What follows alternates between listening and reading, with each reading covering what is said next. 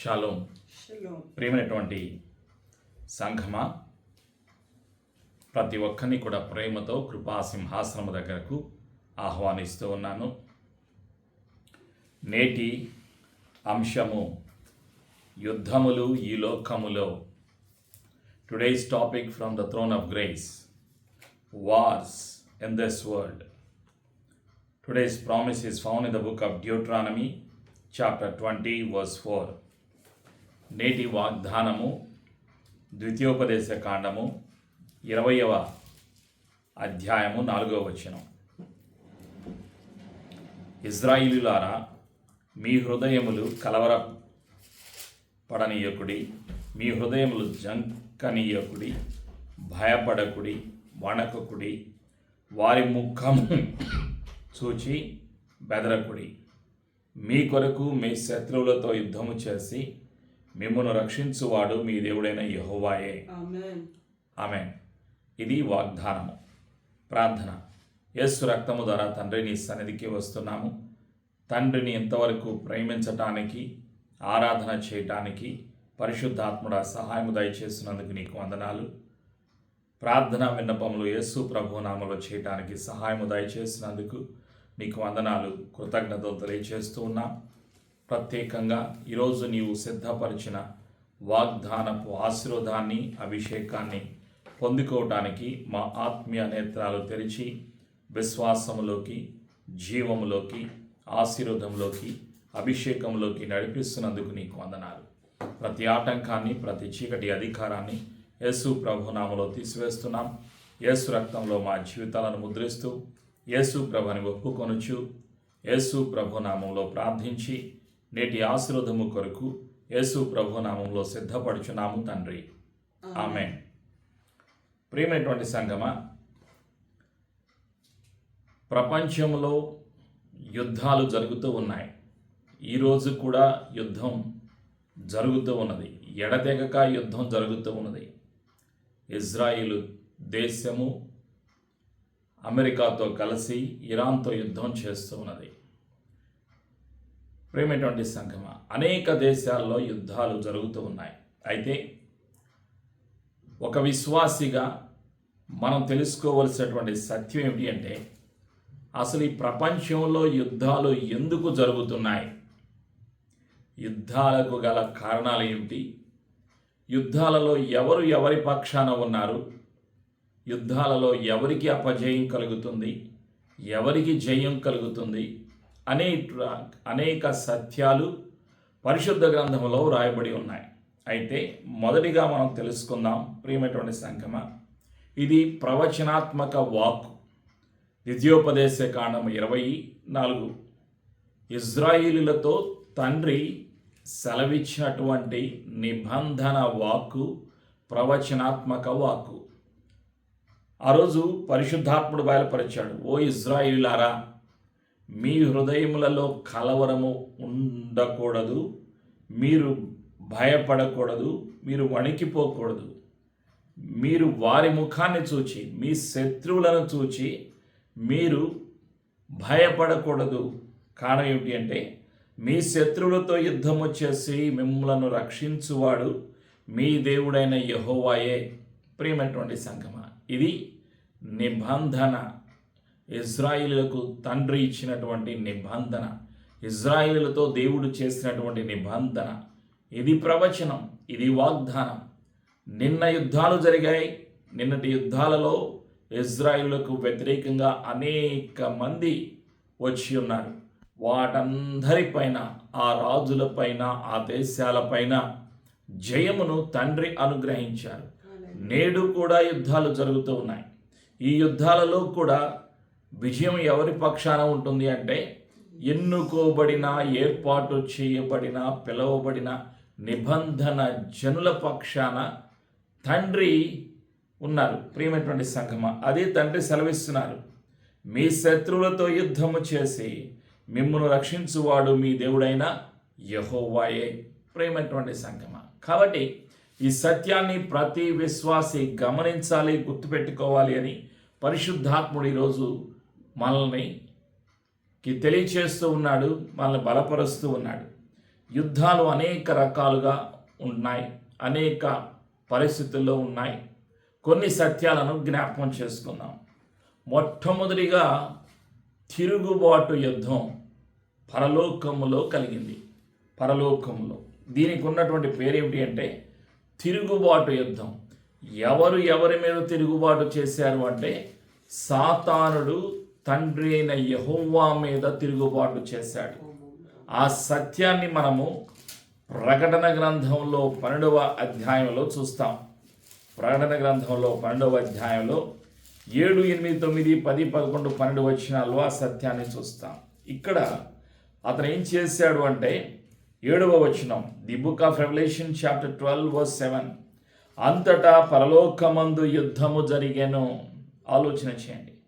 మిఖాయేలును అతని దూతలను ఆ ఘట సర్పముతో యుద్ధము చేయవలని ఉండగా ఆ ఘట సర్పమును దాని దూతలను యుద్ధము చేసే గాని గెలువలేకపోయిరి గనుక పరలోకమందు వారికి స్థలము లేకపోయాను. కాగా సర్వలోకమును మోసపుచ్చుచు అపవాది అనియు సాతానియు పేరుగల ఆది సర్పమైన మహాఘట సర్పము పడద్రోయబడెను. అది భూమి మీద పడద్రోయబడెను. దాని దూతలు దానితో కూడా పడద్రోయబడి. ప్రియమైనటువంటి సంఘమా, ఇది జరిగినటువంటి సంఘటన. మొదటి యుద్ధము పరలోకములో సాతానుడు దేవదూతలకు వ్యతిరేకముగా, తండ్రికి వ్యతిరేకంగా యుద్ధము ప్రకటించాడు. అయితే ఆ యుద్ధంలో జరిగింది ఏమిటి? ఓడిపోయాడు. దేవుని పక్షాన ఎవరున్నారు? మిఖాయేలు దేవదూత ఉన్నాడు, పరిశుద్ధమైనటువంటి దేవదూతలు ఉన్నారు. అయితే ఈ సాతానుడు తన పక్షాన కొంతమంది దేవదూతల్ని సమకూర్చుకున్నాడు. పరలోకంలో ఉన్నటువంటి పరిశుద్ధమైనటువంటి దేవదూతలు కొంతమంది సాతాను పక్షానికి వెళ్ళిపోయారు. అప్పుడు యుద్ధంలో ఓడిపోయిన తర్వాత పరలోకం నుండి భూలోకానికి త్రోసివేయబడ్డాడు. అపవాది అని, సాతాననియు పేరుగల ఆది సర్పమైన ఆ మహాఘట సర్పము పడద్రోయబడెను. అది భూలోకానికి పడద్రోయబడింది. భూలోకానికి పడద్రోయబడిన తర్వాత భూలోకములో అధికారము ఆది మానవుడైనటువంటి ఆదాముకు ఉన్నది. ఆదాము తండ్రితో సన్నిహిత సంబంధము కలిగి, తండ్రి యొక్క ప్రేమను కలిగి, రక్షణ వస్త్రాన్ని కలిగి, మహిమ వస్త్రాన్ని కలిగి, సంతోషముతో ఆనందముతో ఈ సృష్టి పైన అధికారము కలిగి భూలోకములో పరిపాలన చేస్తూ ఉన్నాడు. అలాంటి ఆదాముని పాపములో పడేలాగా మోసం చేశాడు ఈ యొక్క అపవాది. అందుకే అపవాదికి ఉన్నటువంటి పేరేంటి అంటే మోసపుచ్చుచు, సర్వలోకమును మోసపుచ్చుచు. సర్వలోకాన్ని మోసపుచ్చుతున్నాడు ఈ లోకములో. ఆ రోజు ఆదాముని అవ్వను మోసపుచ్చాడు.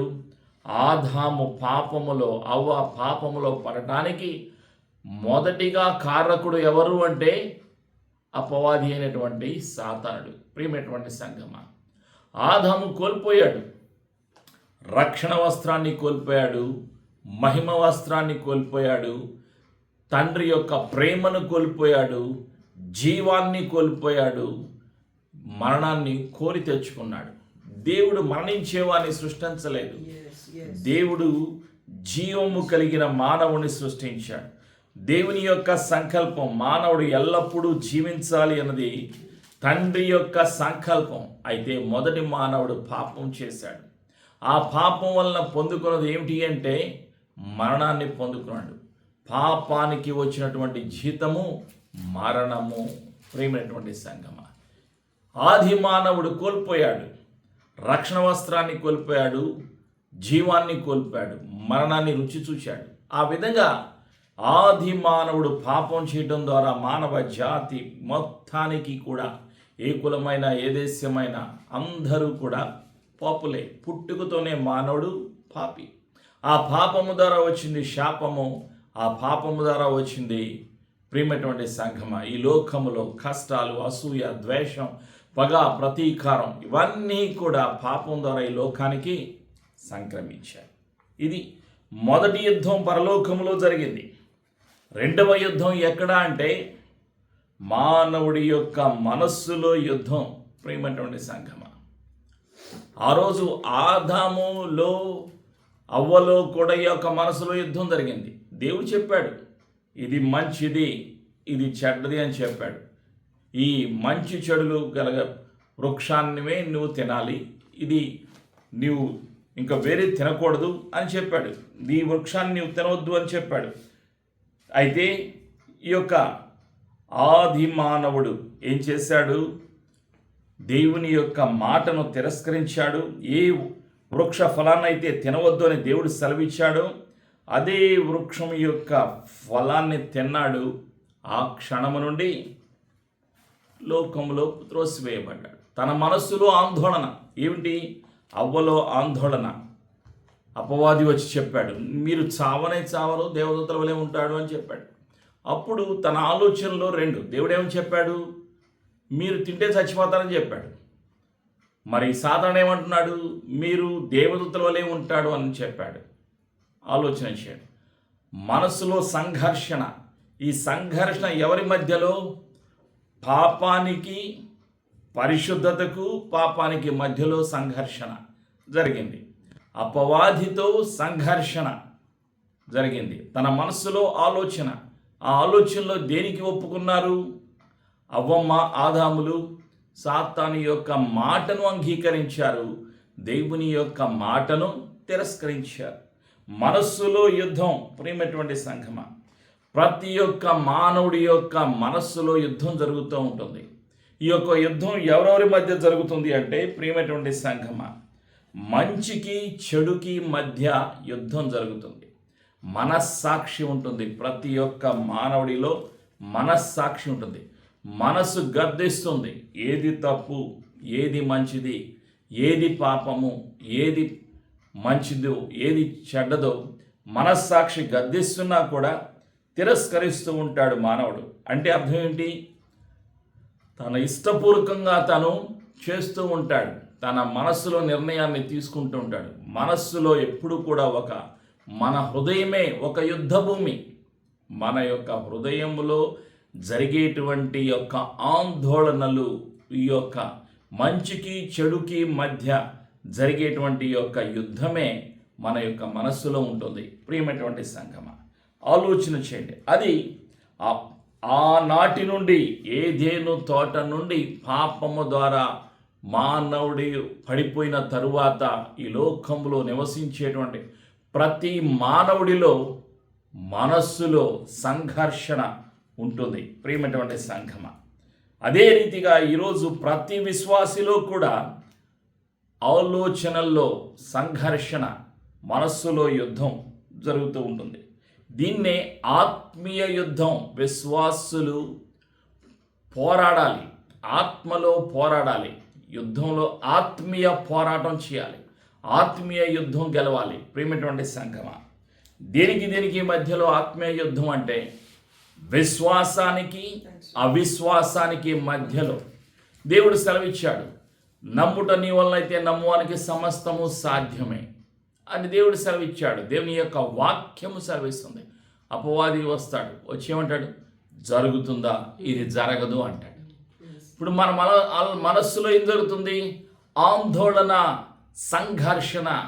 విశ్వాసానికి అవిశ్వాసానికి మధ్యలో సంఘర్షణ. విశ్వాసములో ఉన్నవారు ఏం చేస్తారు అంటే, పరిశుద్ధాత్మ చేత లోబడే వాళ్ళు ఏం చేస్తారు అంటే, వాక్యాన్ని నమ్ముతారు, వాక్యాన్ని వెంబడిస్తారు, పరిశుద్ధాత్మను వెంబడిస్తూ ఉంటారు. వాక్యములో లేనివారు, పరిశుద్ధాత్మతో సహవాసం లేనివారు వాక్యమును విడిచిపెట్టి అనుమానిస్తూ ఉంటారు. అంటే అనుమానము కలగటానికి పాపము, అనుమానము కలగటానికి పరిస్థితులు, అనుమానము కలగటానికి సాతానుడు ఉన్నాడు ఈ లోకములో. అయితే పాపము నుండి పరిశుద్ధతలోకి నడిపించడానికి పరిశుద్ధాత్ముడు సహాయం చేస్తూ ఉన్నాడు. ఇక్కడ లోబడినప్పుడే ప్రియమైనటువంటి సంఘమా ధైర్యం. అయితే విశ్వాసులు ఏం చేస్తుంటారు? అనుమానిస్తూ ఉంటారు, నమ్ముతూ ఉంటారు. దేని నమ్ముతారు? అబద్ధాన్ని నమ్ముతారు. మానవుడి యొక్క హృదయములో సంఘర్షణ. దేని మధ్య సంఘర్షణ? ఆత్మీయ యుద్ధం. విశ్వాసి యొక్క జీవితంలో సత్యమునకు అసత్యమునకు మధ్య సంఘర్షణ. ఇది సత్యము, సత్యాన్ని, సత్యము వేరు, వాస్తవం వేరు. వాస్తవం ఏంటి అంటే డాక్టర్లు చెబుతారు, ఈ మందులు వేసుకోకపోతే ఈ జబ్బు తగ్గదు అని చెబుతారు. ఎక్స్రేలు టెస్ట్లు అన్నీ చేసి వాళ్ళు చెప్తారు. అవి వాళ్ళకు ఆధారం. కానీ విశ్వాసి ఆధారం ఏమిటి అంటే వాక్యమే విశ్వాసికి ఆధారం. నేను నమ్మవలసింది ఏమిటి అంటే వాక్యమునందు విశ్వాసము కలిగి సత్యమును అంగీకరించాలి. బలహీనంగా ఉన్న డాక్టర్లు చెప్పినా తగ్గదు అని చెప్పినా, ఈ బాధ ఎక్కువైపోతుంది మందులు వాడితే అని సెలవిచ్చిన నా యేసు ప్రభుల వారు సిలువలో పొందిన గాయాల ద్వారా నాకు స్వస్థత కలుగుచున్నది.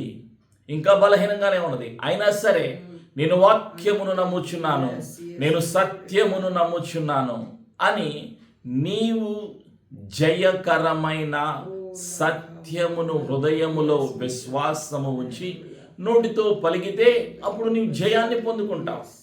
అసత్యాన్ని నమ్మకూడదు ప్రియమైనటువంటి సంఘమా. అసత్యము ఈ లోకములో అంతా ఏమిటి?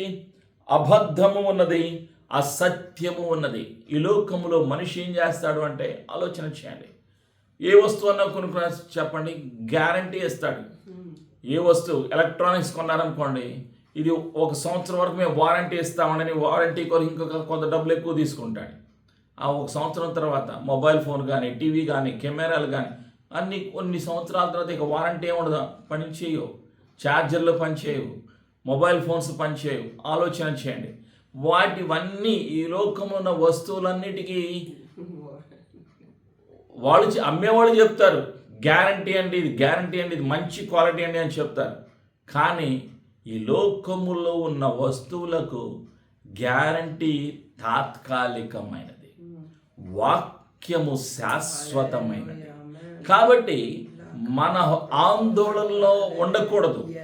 విశ్వాసి యొక్క విశ్వాస ప్రమాణం ఏమిటి అంటే నేను వాక్యమును నమ్ముచున్నాను, ఈ లోకంలో గ్యారంటీలను వారంటీలను నేను నమ్మను అనేటువంటి ఆలోచనతోటి నేను జీవించాలి. ప్రియమైనటువంటి సంఘమ, ఆత్మీయ యుద్ధంలో ధైర్యానికి భయానికి మధ్య జరుగుతుంది. ధైర్యం ఎప్పుడు వస్తుంది? ఆలోచన చేయండి. సామెతల గ్రంథం 28వ అధ్యాయంలో నీతిమంతుడు సింహము వలె ధైర్యముగా ఉండును. The righteous will be bold like a lion. ఆలోచన చేయండి. ఎవరు నీతిమంతులు? యేసు రక్తములో కడగబడిన వారు, కొనబడిన వారు నీతిమంతులు. వాళ్ళు ఎలా ఉంటారు? ధైర్యంగా ఉంటారు. పిరికి వారు ఎవరు? ఆలోచన చేయండి. అనుమానము, పిరికితనము ఉంటుంది. ఎవరైతే భయపడతారో, ఎవరిలో అయితే పాపం ఉంటుందో, ఎవరైతే కష్టాలను చూస్తారో, వారి పరిస్థితులను చూస్తారో ఆందోళన కలుగుతుంది. ప్రియమైనటువంటి సంఘమా, అయితే మనకి ధైర్యం ఎక్కడుంటుంది? వాక్యములో ధైర్యం ఉంటుంది. అందుకే పౌలు గారు చెప్తారు తిమోతికి రాసినటువంటి 2వ పత్రికలో 1వ అధ్యాయంలో 7వ వచనంలో, God did not give us a spirit of fear, but He gave us a power, love and sound mind. 1వ అధ్యాయం 7వ వచనం, దేవుడు మనకి ప్రేమ, శక్తి, ఇంద్రియ నిగ్రహము గల ఆత్మను అనుగ్రహించాను. పిరికితనము గల ఆత్మను దేవుడు మనకి ఇయ్యలేదు. ఆలోచన చేయండి. ధైర్యానికి, పిరికితనానికి, భయానికి మధ్యలో హృదయములో, మనసులో ఆందోళన ఉంటుంది. వీటిని జయించాలి. ఆత్మీయ యుద్ధంలో మనం జయించాలి. ఆరోగ్యము, రోగము. ఆరోగ్యము యేసయ్యలో ఉన్నది, రోగము ఈ లోకములో, శరీరములో మనం నివసించినంత కాలమే ఈ రోగము. ప్రియమైనటువంటి సంఘమా, మానవుడి యొక్క ఆత్మ శరీరాన్ని వదిలిపెట్టిన తర్వాత ఇక రోగం లేదు. ఆత్మకు చావు లేదు, మనస్సుకు చావు లేదు. రోగానికే మరణం, కానీ ఆత్మకు మరణం లేదు. ప్రియమైనటువంటి సంఘమా, అందుకే యేసయ్యకు ఉన్నటువంటి పేరు ఆత్మల కాపరి. ఆయన ప్రధాన యాజకుడు. యేసయ్య మన ఆత్మల కాపరి. సంఘర్షణ మన మనస్సులో, మరణానికి జీవానికి మధ్యలో సంఘర్షణ. ఆలోచన చేయండి. మనస్సులో సంఘర్షణ, జీవం నీవు నేను పలకాలి. ప్రియమైనటువంటి సంగమ, జీవానికి కూడినటువంటి మాటలను నీవు నేను పలకాలి అని పరిశుద్ధాత్ముడు గుర్తు చేస్తూ ఉన్నాడు. ప్రతిసారి కూడా నీవు నేను గుర్తుపెట్టుకోవలసినటువంటి సత్యం ఏమిటి అంటే, ఎల్లప్పుడూ కూడా జీవాన్ని పలకాలి. జీవాన్ని పలకటం ద్వారా మనకి జీవం కలుగుతుంది. అందుకే సామెతల గ్రంథంలో పరిశుద్ధాత్ముడు గుర్తు చేసేటువంటి ఒక సత్యాన్ని జ్ఞాపకం చేసుకుందాం. అక్కడ పరిశుద్ధాత్ముడు ఏమని గుర్తు చేస్తున్నాడో ఒక్కసారి జ్ఞాపకం చేసుకుందాం. ప్రియమైనటువంటి సంగమ, సామెతల గ్రంథంలో ప్రత్యేకంగా ఒక సత్యాన్ని మనం జ్ఞాపకం చేసుకుందాం. ఏమిటి ఆ సత్యం అంటే,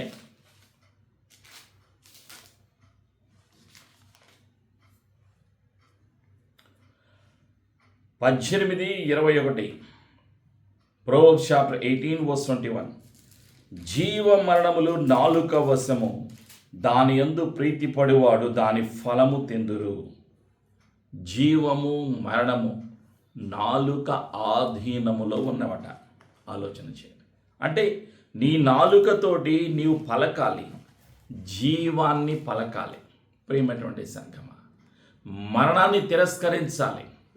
నీ ప్రార్థనలో నేను జీవాన్ని ప్రకటిస్తున్నాను అని నీవు పలకాలి. ఎక్కడైతే జీవము లేదో, చలనము లేదో, ఎక్కడైతే కదలని పరిస్థితి ఉన్నదో, వాక్యము ద్వారా నీ నోటితో పలకటము ద్వారా నీ హృదయములో విశ్వాసం ఉంచి, జీవము వాక్యము జీవాన్ని అనుగ్రహిస్తుంది. కాబట్టి జీవకరమైన వాక్యాన్ని నీవు నేను పలకాలి. జీవము మరణము నీ నాలుక వశము అని పరిశుద్ధాత్ముడు గుర్తు చేస్తూ ఉన్నాడు. ప్రియమైనటువంటి సంఘం, 6వ సత్యం ఏమిటి అంటే, ఆత్మీయ యుద్ధంలో ప్రేమ ద్వేషము. ప్రేమకు వ్యతిరేకంగా ద్వేషం ఉంది. ఈ లోకం అంతా కూడా ద్వేషంతో నిండి ఉన్నది. ఈ ద్వేషానికి గల కారణం ఏమిటి అంటే, ఆలోచించండి. పాపము, సమాధానం లేదు. దేశాల మధ్య, కుటుంబాల మధ్య, విశ్వాసుల మధ్యలో సమాధానం లేదు. సమాధానం లేకపోవడానికి గల కారణం ఏమిటి అంటే, ప్రియమైనటువంటి సంఘమా, ద్వేషం పెరగటానికి గల కారణం ఏమిటి? యెషయా గ్రంథంలో ఆ సత్యాన్ని పరిశుద్ధాత్ముడు గుర్తు చేస్తూ ఉన్నాడు. యెషయా గ్రంథంలో ఆ సత్యాన్ని గుర్తు చేస్తున్నాడు. The book of Isaiah chapter 48 verse 22. యెషయా గ్రంథము 48:22. దుష్టులకు నెమ్మది ఉండదని యెహోవా సెలవిచ్చుచున్నాడు. దుష్టులకు నెమ్మది ఉండదు. దుష్టులు అంటే ఎవరు? పాపులు. ప్రియమైనటువంటి సంఘమ, కాబట్టి ఈరోజు నీవు నేను గుర్తుపెట్టుకోవాల్సినటువంటి సత్యం ఏమిటంటే, అదే సత్యాన్ని యెషయా 57:21 కూడా సెలవిస్తున్నాడు. The book of Isaiah chapter 57 verse 21. దుష్టులకు నెమ్మది ఉండదని నా దేవుడు సెలవిచ్చుచున్నాడు. ఈ లోకములో ద్వేషం, పగ, ప్రతీకారం, పాపానికి, పాపంలో ఈ లోకంలో ద్వేష స్వభావాన్ని కలిగి ఉంటారు. ప్రేమటువంటి సంగమా, అయితే నీవు నేను ప్రేమను పొందుకోవటం ద్వారా ద్వేషాన్ని జయించగలుగుతాం, శత్రుత్వాన్ని జయించగలుగుతాం, శత్రువులను ప్రేమించగలుగుతాం ప్రేమను పొందుకోవడం ద్వారా. 7వ సత్యం ఏంటి అంటే, ఆత్మీయ పోరాటంలో పరిశుద్ధాత్మ మనం కలిగి ఉన్నప్పుడు మన పోరాటం ఎవరితో అంటే, సాతానుడితో మన పోరాటం. ప్రియమైనటువంటి సంఘమ, ఆ సత్యాన్ని మనం మర్చిపోకూడదు. ఎఫెసీయులకు రాసినటువంటి పత్రికలో 6వ అధ్యాయంలో 12వ వచనంలో ఆ సత్యాన్ని తెలియచేస్తూ ఉన్నాడు. ఎఫెసీయులకు రాసినటువంటి పత్రికలో, పౌలు గారు రాసినటువంటి పత్రికలో 6వ అధ్యాయం 12వ వచనంలో ఆ సత్యాన్ని బయలుపరుస్తున్నాడు. ఏలైనగా మనము పోరాడునది శరీరులతో కాదు కానీ ప్రధానులతోనూ అధికారులతోనూ ప్రస్తుత అంధకార సంబంధులకు లోకనాథులతోనూ ఆకాశ మండలమందున్న దురాత్మల సమూహములతోనూ పోరాడుచున్నాము. పోరాటం, ఆత్మీయ పోరాటం, ప్రార్థనలో మనం జయించాలి. పరిశుద్ధాత్మ సహాయముతో ఈ యొక్క పోరాటాన్ని, ఈ యుద్ధాన్ని మనం జయించాలి. ప్రియమైనటువంటి సంఘమా, ఆత్మీయ పోరాటం కాబట్టి అందుకే పరిశుద్ధాత్ముడు మనకి సహాయం దయచేస్తూ ఉంటాడు. రోమిలకు రాసినటువంటి పత్రికలో 8వ అధ్యాయం 26వ వచనం, రోమన్ చాప్టర్ 8:26, ఈ ఆత్మీయ యుద్ధములో మన సహాయకుడు మన పక్షాన యుద్ధము చేయటానికి, మనతో ఉండి మనకు నేర్పించటానికి పరిశుద్ధాత్ముడు ఉన్నాడు. రోమిలకు రాసిన పత్రిక 8:26, అటువలే ఆత్మయు మన బలహీనతను చూచి సహాయము చేయించున్నాడు. ఏలైనగా మనకు యుక్తముగా ఎలాగో ప్రార్థన చేయవలెనో మనకు తెలియదు కానీ ఉచ్చరింప శక్యము గాని మూలుగులతో ఆత్మ తానే మన పక్షముగా విజ్ఞాపనము చేయించున్నాడు. ఆమె ప్రియమైనటువంటి సంఘమా, మన కొరకు విజ్ఞాపన చేసే వాళ్ళు ఇద్దరు ఉన్నారు. ఒకటి, ప్రభు అయినటువంటి యేసుక్రీస్తు వారు తండ్రి కుడి పార్శ్యాన కూర్చుని ప్రార్థనలు చేస్తూ ఉన్నారు. రెండవది, పరిశుద్ధాత్ముడు నీ పక్షాన నా పక్షాన ఉండి ప్రార్థనలు చేస్తూ ఉన్నారు. ప్రియమైనటువంటి సంఘమా, కాబట్టి ఈరోజు మనం ధైర్యం కలిగి జీవించాలి. ఎట్టి పరిస్థితులు అనుకూలించకపోయినా మన ధైర్యానికి గల ఆధారము పరిశుద్ధాత్ముడు, యేసయ్య అన్న సత్యాన్ని మనం మరచిపోకూడదు. భౌతిక యుద్ధం, ప్రియమైనటువంటి సంఘమా, భౌతిక యుద్ధం అంటే శరీరముతో యుద్ధాలు చేశారు. ఆత్మతో యుద్ధం, ఆత్మీయ యుద్ధం గురించి మనం తెలుసుకున్నాం. మనస్సులో యుద్ధం గురించి మనం తెలుసుకున్నాం. ఇప్పుడు భౌతిక యుద్ధం, భౌతికంగా శరీరముతో యుద్ధం. ఇజ్రాయేలీలు భౌతికంగా యుద్ధాలు చేశారు, అనేక యుద్ధాలు చేశారు. ఇజ్రాయేలీలు మొట్టమొదటిగా అబ్రహాము గారు తన సహోదరుని కుమారుడైన లోతును రక్షించుటకు మెసపటోమియా రాజుతో యుద్ధము చేశాడు. ప్రియమైనటువంటి సంఘమా, అబ్రహాం గారు, ఇది మొదటి యుద్ధం. భూలోకములో యుద్ధం జరిగింది. ఆ యుద్ధంలో అబ్రహాము గారు విజయాన్ని పొందుకున్నారు. తర్వాత లోతును రక్షించుకున్నారు. రెండవది, ఇజ్రాయిల్ తమ శత్రువులతో అనేక యుద్ధాలు చేశారు. అనేక మంది రాజులు, అనేక మంది జాతులు, అనేక మంది ఉన్నారు. కొంతమంది పేర్లను జ్ఞాపకం చేసుకుందాం. ఎవరు అంటే వాళ్ళలో అమాలేకీలు ఉన్నారు, కానానీయులు ఉన్నారు, అమోరీయులు ఉన్నారు, మిద్యానీయులు ఉన్నారు, ఎదోమీయులు ఉన్నారు, అమోనీయులు ఉన్నారు, ఫిలిస్తీయులు ఉన్నారు, యెబూసీయులు ఉన్నారు, సిరియన్లు ఉన్నారు. ప్రియమైనటువంటి సంఘం, ఇంకా అనేక మంది ఉన్నారు. నిన్న నేడు అనేక మంది శత్రువులు ఉన్నారు. అనేక జాతులు, దేశాలు ఇజ్రాయిల్కు వ్యతిరేకంగా పోరాడుతూ ఉన్నాయి. అయితే వీటన్నిటిల్లో విజయము దేవుని బిడ్డలకు కలుగుతుంది. దేవుని బిడ్డలకు కలుగుతుంది. ఆ రోజు ఇజ్రాయిలు ఒక దేశముగా ఏర్పడినప్పుడు మొదటి రాజుగా సౌలు ఉన్నాడు. రెండవ రాజుగా దావీదు మహారాజు ఉన్నాడు. దావీదుకు ఎదురైనటువంటి మొదటి శత్రువు ఎవరు అంటే గొలియాతు. ఆ గొలియాతు ఫిలిస్తీయుడు. ప్రియమైనటువంటి సంగమా, గొలియాతును జయించాడు. దావీదు రాజుగా ఉన్నప్పుడు 40 యుద్ధాలు చేశాడు. 40 యుద్ధాలలో విజయమే కలిగి ఉన్నాడు. ఆ తర్వాత సొలొమోను రాజుగా పరిపాలన చేశాడు. మొదటి రాజు సౌలు 40 సంవత్సరాలు ఇజ్రాయెల్ను పరిపాలన చేశాడు. రెండవ రాజు దావీదు 40 సంవత్సరాలను పరిపాలన చేశాడు ఇజ్రాయెల్ దేశాన్ని. మూడవ రాజు సమూయేలు, సొలొమోను రాజు గారు పరిపాలన చేశారు. ఈ ముగ్గురిని కూడా దేవుడు ప్రత్యేకపరుచుకున్నాడు, ఎన్నుకున్నాడు, ఏర్పాటు చేసుకున్నాడు. ఆ తర్వాత అనేక మంది ఇజ్రాయేలుల రాజులు రాజ్యాలను పరిపాలన చేశారు ఇజ్రాయెల్ దేశాన్ని.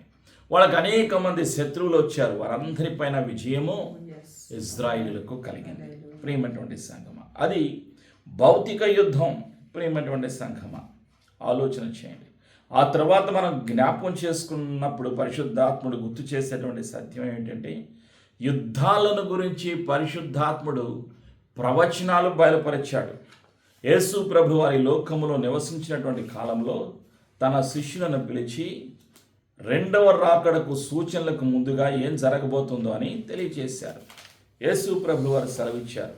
మత్తయి సువార్త 24వ అధ్యాయంలో ప్రత్యేకంగా పరిశుద్ధాత్ముడు గుర్తు చేస్తున్నటువంటి సత్యం. 3వ వచనం నుండి మనం 14వ వచనం వరకు చదువుకున్నప్పుడు యేసు ప్రభువారు తన శిష్యులను పిలిచి సెలవిస్తూ ఉన్నారు. ఆయన ఓలివ కొండ మీద కూర్చుండి ఉన్నప్పుడు శిష్యులు ఆయన యొద్దకు ఏకాంతముగా వచ్చి, ఇవి ఎప్పుడు జరుగును? నీ రాకడకును ఈ యుగ సమాప్తికి నీ సూచనలేవి? మాతో చెప్పుమనగా యేసు వారితో ఇట్లనెను, ఎవడను మిమ్మల్ని మోసపరచకుండా చూచుకొనుడి. అనేకులు నా పేరట వచ్చి నేనే క్రీస్తుని నని చెప్పి పలువురిని మోసపరచెదరు. మరియు మీరు యుద్ధములను గూర్చియు యుద్ధ సమాచారములను గూర్చియు వినబోదు.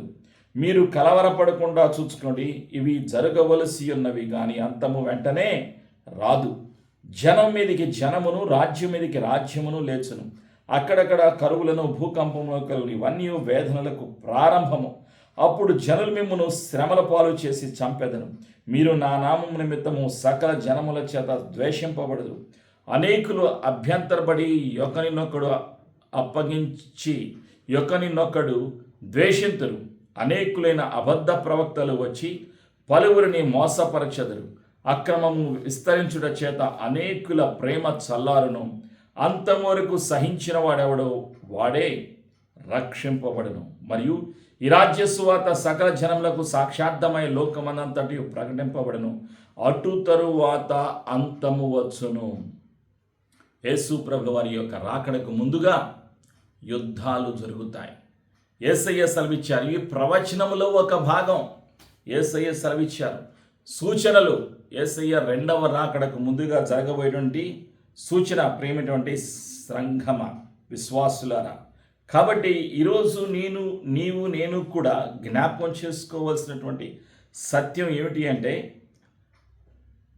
యేసు ప్రభువారు రెండవసారి భూలోకములో అడుగు పెట్టిన తరువాత జరిగేటువంటి మరొక యుద్ధం ఉన్నది. ప్రియమైనటువంటి సంగమ, అదే శ్రమల కాలములోని యుద్ధములు. శ్రమల కాలంలో రహస్య రాకడలో సార్వత్రిక సంఘము మధ్యాకాశములో యేసు ప్రభుల వారిని కలుసుకున్నాక భూలోకములో 7 సంవత్సరాల శ్రమలు ఉంటాయి. ఈ 7 సంవత్సరాల శ్రమల కాలంలో అబద్ధ ప్రవక్త అనేటువంటి ఒక వ్యక్తి, క్రీస్తు విరోధి అనేటువంటి ఒక వ్యక్తి సాతానుడితో కలిసి పనిచేస్తారు. సాతానుడు వీళ్ళిద్దరిని నిలబెడతాడు. ఆ ఇద్దరు మనుషులు, క్రీస్తు విరోధి ఒక మనిషి, అబద్ధ ప్రవక్త ఒక మనిషి, వీళ్ళిద్దరికీ సాతానుడు తన శక్తిని ఇస్తాడు. వాళ్ళు పోరాడుతూ ఉంటారు. ఎవరితో అంటే ఆ 7 సంవత్సరాల కాలములో ఎత్తబడకుండా మిగిలిపోయిన వారందరితో బలవంతం చేస్తూ ఉంటాడు. 666 ముద్ర వేయించుకోమని బలవంతం చేస్తాడు. వేయించుకోకపోతే వాళ్ళని హింసిస్తాడు. వాళ్ళ చేతులు కాళ్ళు నరికివేయటం, వాళ్ళని చెరసాల్లో పెట్టడం, హింసించడం ప్రారంభిస్తాడు. ఇది అలాంటి సమయంలో తండ్రి 2 సాక్షులను పంపిస్తారు 7 సంవత్సరాల కాలంలో.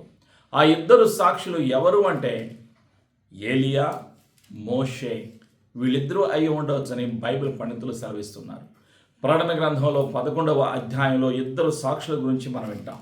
ఆ 2 సాక్షులు వచ్చి ఇజ్రాయేలు జనాంగమునకు సువార్తను ప్రకటిస్తారు. ప్రతి గోత్రం నుండి 12,000 మంది వరకు రక్షణ పొందుకుంటారు. అంటే 1,44,000 మంది రక్షణలోకి వస్తారు. ఆ 7 సంవత్సరాల కాల వ్యవధిలో యూదులు రక్షణలోకి వస్తారు. ఆ 7 సంవత్సరాలు పూర్తి అయిపోయిన తరువాత ప్రియమైనటువంటి సంఘమా, చివరిలో ఏం జరుగుతుంది అంటే హర్మెగిద్దోన్ అనేటువంటి ఒక యుద్ధం జరుగుతుంది. ఆ యుద్ధం ఎక్కడ జరుగుతుంది అంటే ఇజ్రాయెల్ దేశములో ఒక ప్రాంతం ఉన్నది.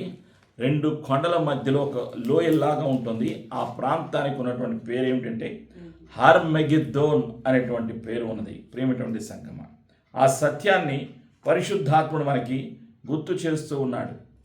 ప్రకటన గ్రంథంలో 16వ అధ్యాయంలో 12 నుంచి 16 వరకు మనం చదివినప్పుడు అక్కడ రాయబడి ఉంటుంది.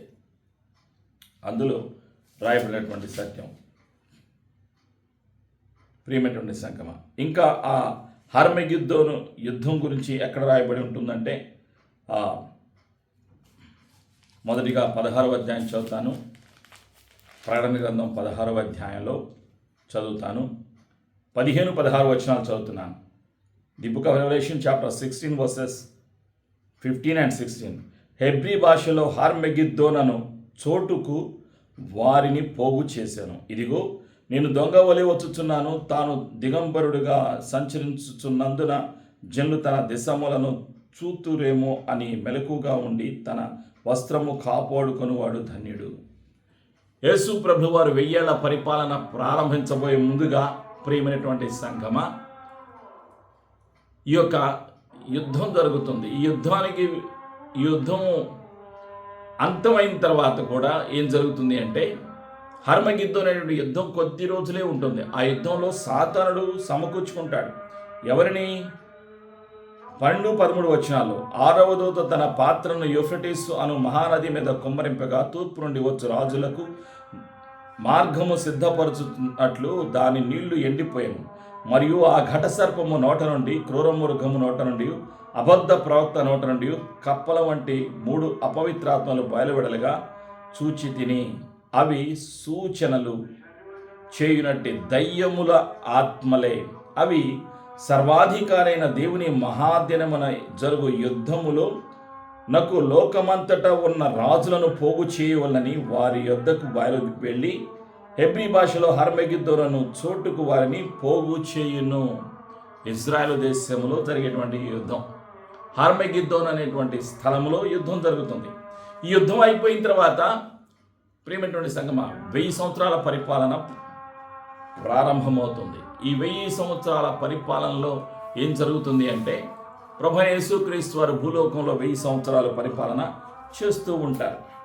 ఆ 1000 సంవత్సరాల పరిపాలన అయిపోయిన తరువాత ప్రభు అయినటువంటి యేసుక్రీస్తు వారు తరతరాలు కూడా పరిపాలన చేస్తూ ఉంటారు, రాజులకు రాజుగా. ఈ 1000 సంవత్సరాల్లో విశ్వాసులు యేసు ప్రభుతో జీవిస్తారు. ప్రకటన గ్రంథం 20వ అధ్యాయంలో 5-6 వచనాల్లో రాయబడిన సత్యం, ఆ 1000 సంవత్సరములు గడచు వరకు కడమ మృతులు బ్రతుకలేదు. ఇదే మొదటి పునరుత్థానము.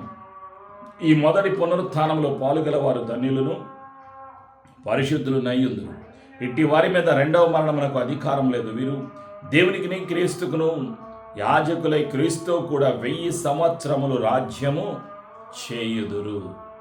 ఇది ప్రియమైనటువంటి సంఘం. ఈ 1000 సంవత్సరాలు అయిపోయిన తర్వాత నిరంతరము కూడా పరిశుద్ధులందరూ తండ్రి ఇంటిలో యేసయ్యతో కలిసి, పరిశుద్ధాత్మతో కలిసి పరలోకంలో నిత్యము నివసిస్తారు. ఎవరి పేరైతే జీవ గ్రంథంలో ఉంటుందో వారందరూ కూడా పరలోకములోకి వెళతారు. మరియు జీవ గ్రంథమును వేరొక గ్రంథము విప్పబడిను. ఆ గ్రంథములందు వ్రాయబడి ఉన్న వాటిని బట్టి తమ క్రియల చొప్పున మృతులు తీర్పు పొందిరి. మరణమును మృతుల లోకమును అగ్నిగుండంలో పడవేయబడెను. ఈ అగ్నిగుండము రెండవ మరణము. ఎవని పేరైనను జీవ గ్రంథమందు రాయబడినట్టు కనబడని ఎడల వాడు అగ్నిగుండంలో పడవేయబడెను. ఆలోచన చేయండి. ఈ విధంగా యుద్ధాలు జరుగుతూ ఉంటాయి. నిరంతరము యుద్ధాలు. నిన్న యుద్ధాలు, నేడు యుద్ధాలు, రేపు భవిష్యత్తులో కూడా యుద్ధం. ప్రేమటువంటి సంగమ. కాబట్టి ఈ యుద్ధాల మధ్యలో ఉన్నాం ఇప్పుడు మనం. భౌతికపరమైన యుద్ధాలు జరుగుతాయి, మనస్సులో యుద్ధం జరుగుతుంది, ఆత్మీయ పోరాటములో యుద్ధము. ఆలోచన చేయండి. భౌతికపరమైన యుద్ధాలు మనం చూస్తున్నాం, వింటూ ఉన్నాం. వీటికి బట్టి నీవు నేను ఆందోళన చెందకూడదు. యేసయ్య చెప్పారు. యేసయ్య రెండవసారి రాబోయే ముందుగా సూచనల గురించి తెలియజేశారు. యుద్ధాలు ఉంటాయి. అపవాది ఉన్నాడు, మోసగిస్తూ ఉన్నాడు. తన సమయం కొంచెమే అని అందరినీ మోసపుచ్చుతూ ఉన్నాడు. ప్రజలలో ద్వేషాన్ని కలుగజేస్తూ ఉన్నాడు. కారణం, అవిశ్వాసుల యొక్క ఆత్మీయ నేత్రాలకు గ్రుడ్డితనము కలుగజేశాడు అపవాది సాతానుడు. ఆత్మీయ గ్రుడ్డితనము పోవాలి అంటే అది యేసయ్య వల్ల ఒక్కరిమల్లే సాధ్యమవుతుంది. కాబట్టి మనం ఏం చేయాలి? ప్రార్థన చేయాలి. ఒక విశ్వాసిగా మనం దిగులు పడకూడదు. యుద్ధములను గురించి విన్నప్పుడు, యుద్ధ సమాచారము మనకు తెలియచేయబడినప్పుడు, పరిస్థితుల గురించి వాళ్ళు తెలియచేస్తారు. మీరు జాగ్రత్తగా ఉండండి, మీరు రోడ్ల మీద వెళ్ళకండి, మీరు అన్ని తలుపులు వేసుకోండి, లోపలే ఉండండి. ఎంత లోపల వేసుకున్నా, ఎక్కడికి వెళ్ళినా మన ఆత్మల కాపరి ఎల్లప్పుడూ మనతోనే ఉంటారు. ఈ లోకములో మనుషులు ఎన్ని జాగ్రత్తలు చేసినా, ఈ లోకములో ఎలాంటి పరిస్థితులు ఎదురవుతున్నా, బాంబులు పడుతున్నా, ఆ బాంబుల వర్షంలో, ఆ శాటిలైట్ ద్వారా, మిసైల్స్ ద్వారా అనేక విధ్వంసం జరుగుతున్న, బిల్డింగులు కూలిపోతున్న, అనేక మంది అనేక రకాలైన హింసించబడుతున్న, బాధపరచబడుతున్న, వాటన్నిటి మధ్యలో నీవు నేను ఇంకా ఎందుకు సజీవంగా ఉన్నాము అంటే మనకు ఒక బాధ్యత ఉన్నది. మనం పొందుకున్న రక్షణ సువార్తను ప్రకటించవలసిన బాధ్యత మన పైన ఉన్నది. అందుకే పరిశుద్ధాత్మను ఏం గుర్తు చేస్తున్నాడు అంటే, ప్రియమైనటువంటి సంగమా, మత్తయి సువార్తలో 24వ అధ్యాయంలో రాయబడినటువంటి ఆ సత్యాన్ని మనం జ్ఞాపకం చేసుకున్నాం. ఏమన్నాడు యేసు ప్రభువారు అన్నటువంటి మాట 14వ వచనం, మరియు ఈ రాజ్య సువార్త సకల జనములకు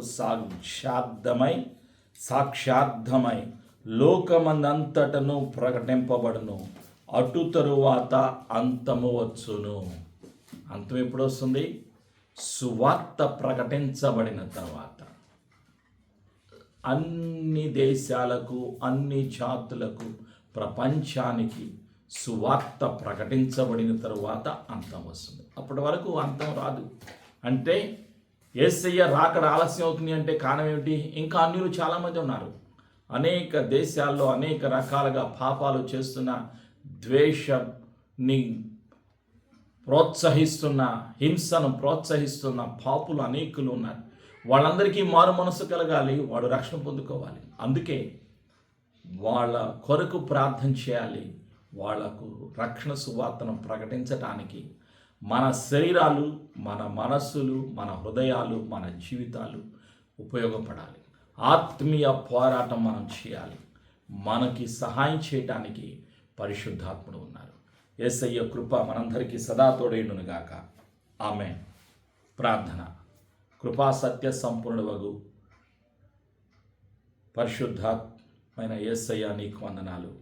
నీ పరిశుద్ధమైన పవిత్రమైన జీవితాన్ని సిలువలో మానవ జాతి కొరకు, నా కొరకు, మా కొరకు అప్పగించావు. మా అపరాధములను, మా పాపములను సిలువలో కొట్టివేశావు. తండ్రితో మమ్మలను ఐక్యపరిచావు, సమాధానపరిచావు. నీ పరిశుద్ధ రక్తము ద్వారా నీకే మా వందనాలు, కృతజ్ఞతలు తెలియజేస్తూ ఉన్నాం. నీ ఒక్కడివే సత్యవంతుడవు. సత్యమునకు సాక్షిగా మేము జీవించటానికి, సర్వలోకమునకు వెళ్ళి సర్వ సృష్టికి సువార్తను ప్రకటించడానికి, నీవు సెలవిచ్చినటువంటి సత్యాన్ని మేము జ్ఞాపకం చేసుకోవటానికి, అంతము రావాలి, కలగాలి అంటే ఈ రాజ్య సువార్త సర్వలోకమునకు విస్తరించాలని నువ్వు సెలవిచ్చావు. అందును బట్టి నీకు వందనాలయ్యా. అటు తరువాత అంతము వచ్చును అని నీవు సెలవిచ్చావు. ఈ రాజ్య సువార్త సకల జనములకు సాక్షార్థమై లోకమందంతటను ప్రకటింపబడును, అటు తర్వాత అంతము వచ్చును అని సెలవిచ్చావు. నీకు వందనాలు. నీ రాకడకు మమ్ములను, సార్వత్రిక సంఘమును సిద్ధపరుస్తున్నందుకు నీకు వందనాలు. నీ ఒక్కడివే సర్వాధికారివి. సకల మానవులు, సకల దేశాలు, రాజులు, అధికారులు, పాలకులు సమస్తము నీ ఆధీనములో ఉన్నవి అని నమ్ముచున్నాము. ఆ రోజు నీవు ఇజ్రాయిల్లకు సెలవిచ్చావు. యుద్ధములను గురించి మీరు బెదరిపోవద్దని సెలవిచ్చావు. మీ కొరకు మీ శత్రువుతో యుద్ధము చేసి మిమ్మల్ని రక్షించువాడు మీ దేవుడైన యెహోవాయే ఈరోజు మా పక్షాన యుద్ధం చేయటానికి యేసయ్యా నీ ఉన్నందుకు నీకు వందనాలు. పరిశుద్ధాత్ముడా, నీవు మాలోకి వచ్చి తండ్రి చిత్తాన్ని బయలుపరిచి మా పక్షాన ప్రార్థనలు చేయించినందుకు నీకు వందనాలు. యేసు ప్రభుని ఒప్పుకొనుచున్నాము. భయమును, ఆందోళనను, అనుమానమును, ద్వేషమును, పగను, ప్రతీకారమును, చీకటి అధికారమును యేసు ప్రభు నామములో దూరపరుస్తూ ఉన్నాం. యేసు రక్తంలో మా జీవితాలను ముద్రిస్తూ యేసు ప్రభుని ఒప్పుకొనుచు మేము విన్న సత్యాన్ని, యేసు పునరుత్థానుడు యేసు ప్రభుని ప్రకటిస్తామని మాట ఇస్తూ యేసు ప్రభు నామములో ప్రార్థించి ఆశీర్వాదాన్ని, జీవమును, అభిషేకమును యేసు ప్రభు నామములో పొందుకొనుచున్నాము తండ్రి. ఆమేన్.